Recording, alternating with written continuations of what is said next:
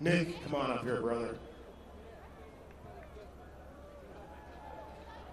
See, now Nick Rizzuto gets a little bit of credit for this. Matter of fact, he gets a lot of credit for this. Because it was Nick Rizzuto who introduced me to Kellen Gaida. And that was the beginning of this. Come on up here, Kellen. You gotta see this picture with Nick between us. Nick is responsible for the initial thought that led to TeaParty365. How about a big round of applause? You're here because of Nick Rizzuto. Make it louder than that. Come on, bring them on. Wow, that was, thank you, David. That's, God, I'm honored. You know, in what I do, I'm a radio producer, and I produce the show, The Will Cow Majority. Anybody heard of it?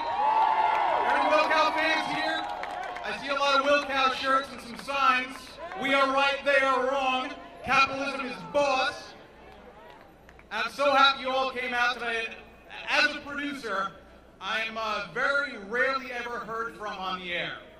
I'm a behind-the-scenes guy, but it is such an honor to be here today, and I mean that from the bottom of my heart, that it is an honor to speak in front of this many American patriots.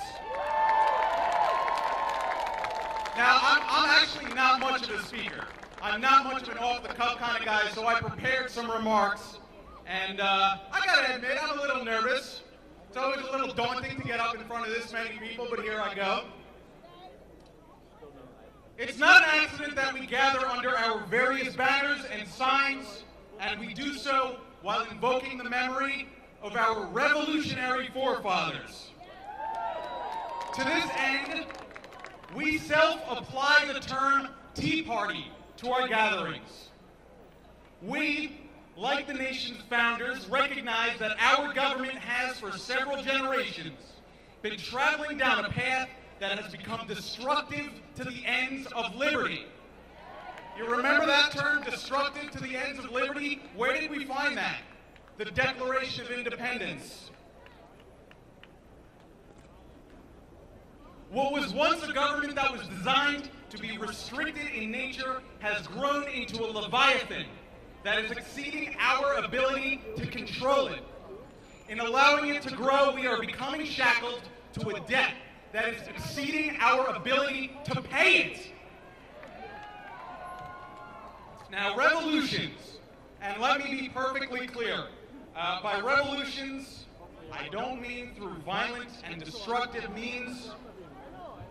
I mean through peaceful evolution and change, real change. Revolutions generally occur only in rare days of civic awakening when people discover their voice and begin to speak with one tongue. Ladies and gentlemen, this is our civic reawakening.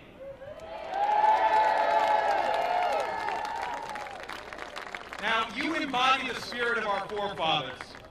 And make no mistake about it, this makes you a threat to the status quo. Now, for over a year now, they have defamed us with slanderous accusations, but still, our numbers grew. I see more of you here this year than I did last year. And damn, it feels good. Now, the truth on that, to anybody who cares to recognize it, is that we are well past caring what they say about us in the smoke-filled rooms of Washington, D.C., or the newsrooms of New York City. We're done with them. We are beyond caring. Ladies and gentlemen, this is not a movement that's simply about policy, although we certainly oppose the policies of our current government. Thank you, I love you too. We don't take to the streets out of anger, or hate, or blind emotion, no. Our motives, which have been called into question over and over and over again, are based in something far greater than all of those things. Something that is conspicuously absent from Washington, D.C. these days. Our motives can be summed up in a single word: principle. second novel concept, principle. Emotions fade. Emotions always fade. It's our founding principles, including limited governance, economic freedom, individual liberty. These are the things that stand the test of time. We gather today not to simply espouse these principles, we gather to defend these principles, and that's why you are here today. That's why we are here today. Make no mistake about it, our principles have been under attack since long before the current occupant of the White House, and it will continue to be attacked long after he has vacated it.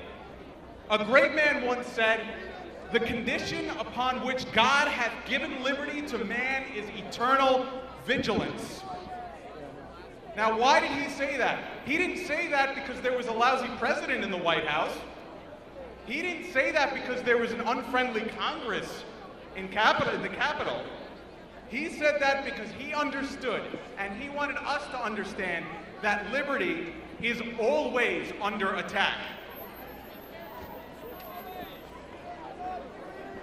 Now, by coming here today in the face of overwhelming opposition, you have shown a dedication not just to a Tea Party movement, but to the principles that it stands on.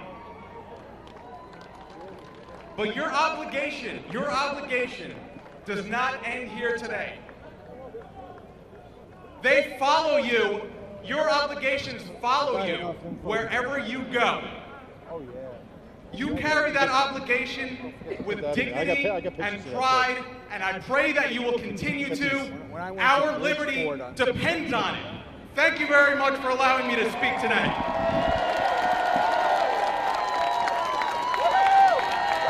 Andrew Wilkow, where are you at?